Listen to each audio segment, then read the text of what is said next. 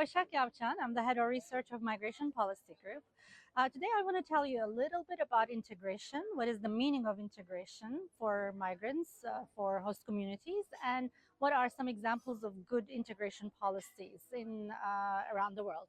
So the way we perceive at Migration Policy Group, integration is as a two-way process where there are duties for both migrants and for host communities.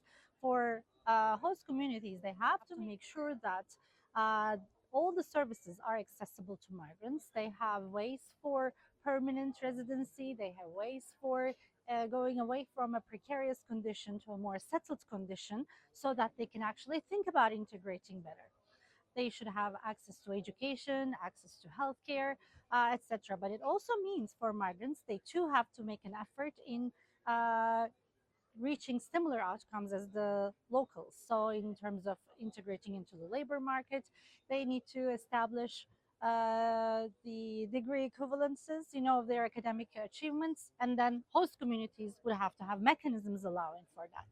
Similarly, they would have to learn the language, of course, but in the beginning, of course, the countries that are hosting migrants, that are receiving migrants, should make sure that they can have access to services even if they do not speak the language. So provide information in multiple languages, provide maybe some translation services, especially for those that have recently arrived.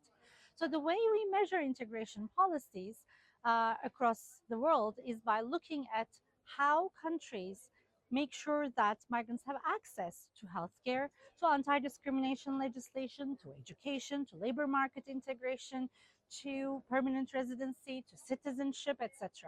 And what we see is that there's actually improvements around the world on those dimensions of integration.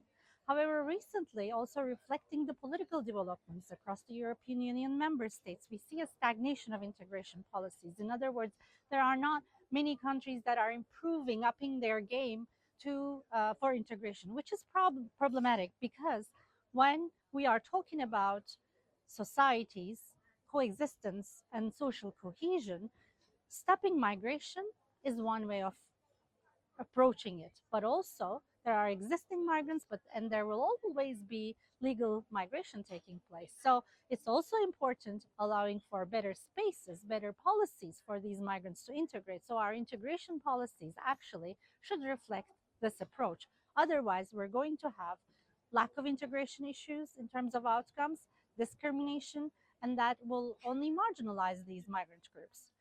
Therefore, it is important to take inspiration from good examples, such as the latest legislation on anti-discrimination in Spain, or legal pathways through education, again in Spain, or good political participation policies in Luxembourg, good labor integration policies in Germany, or very good naturalization policies in Sweden, very good educational access in Portugal. So there are many ways we can approach this. Another example is many of the Central and Eastern European countries, such as Poland, Romania, Croatia, have actually took advantage of the arrival of Ukrainians in making their policies more inclusive for all migrant groups. So all of these constitute great cases that we should take inspiration from and improve our migration policies.